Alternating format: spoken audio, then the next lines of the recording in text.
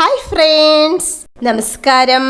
എൻ്റെ എല്ലാ കൂട്ടുകാർക്കും സുനിതാസ് യൂണിക് കിച്ചണിലേക്ക് സ്വാഗതം. ഇന്ന് നമ്മൾ വളരെ ടേസ്റ്റി ആയിട്ടുള്ള ഒരു 4 മണി പലഹാരമാണ് തയ്യാറാക്കിയെടുക്കുന്നത്. നമ്മുടെ വീട്ടിലുള്ള ചേരുവകൾ കൊണ്ട് വളരെ എളുപ്പത്തിൽ നമുക്ക് ഈ ഒരു പലഹാരം തയ്യാറാക്കിയെടുക്കാവുന്നതേ ഉള്ളൂ.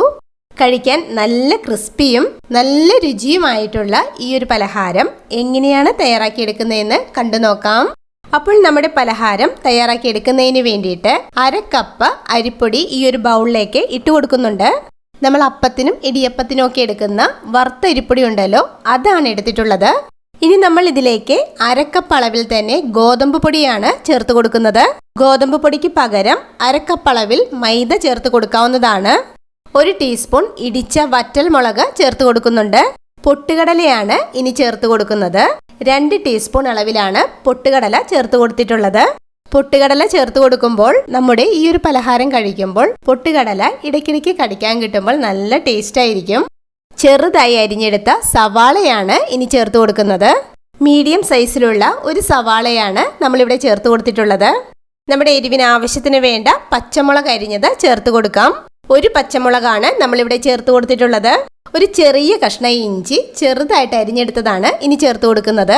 കറിവേപ്പില അരിഞ്ഞത് ചേർത്ത് കൊടുക്കുന്നുണ്ട്. ചെറുതായിട്ട് അരിഞ്ഞെടുത്ത മല്ലിയിലയാണ് ഇനി ആഡ് ചെയ്ത് കൊടുക്കുന്നത്. ഇനി ഇതിലേക്ക് ആവശ്യത്തിന് വേണ്ട ഉപ്പ് ചേർത്ത് കൊടുക്കാം.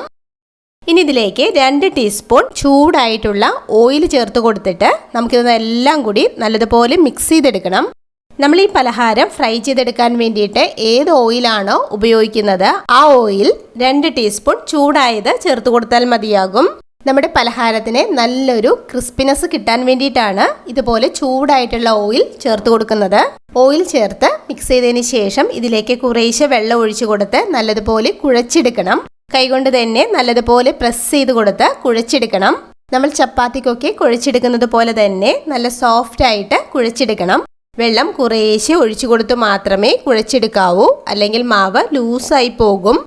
ഇപ്പോൾ മാവ് ഇവിടെ നല്ലതുപോലെ കുഴച്ചെടുത്തിട്ടുണ്ട്.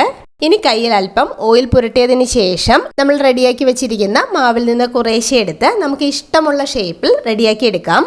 ഞാനിവിടെ ചെറിയ ഉരുളകളായിട്ട് ഉരുട്ടിയതിന് ശേഷം കയ്യിൽ വെച്ചിട്ട് പ്രസ് ചെയ്ത് കൊടുത്ത് റൗണ്ട് ഷേപ്പിൽ ഇതുപോലെ പരത്തിയെടുക്കുകയാണ് ചെയ്യുന്നത്. ബാക്കിയുള്ളതും ഇതുപോലെ തന്നെ റെഡിയാക്കി എടുക്കുന്നുണ്ട്. ഇവിടെ ഇപ്പോൾ മാവ് മുഴുവനും ഈ ഒരു ഷേപ്പിൽ റെഡിയാക്കി എടുത്തിട്ടുണ്ട്. നമ്മളിത് പരത്തിയെടുക്കുമ്പോൾ വളരെ തിന്നായിട്ട് വേണം പരത്തിയെടുക്കേണ്ടത്. ഇനി നമുക്കിത് ഫ്രൈ ചെയ്തെടുക്കണം. പലഹാരം വറുത്തെടുക്കുന്നതിന് വേണ്ടിയിട്ട് വെളിച്ചെണ്ണയാണ് ഇവിടെ എടുത്തിട്ടുള്ളത്. വെളിച്ചെണ്ണ ഇപ്പോൾ ചൂടായി വന്നിട്ടുണ്ട്. ചൂടായ ഓയിലിലേക്ക് നമുക്കിത് ഓരോന്നും ഇട്ട് കൊടുക്കാം.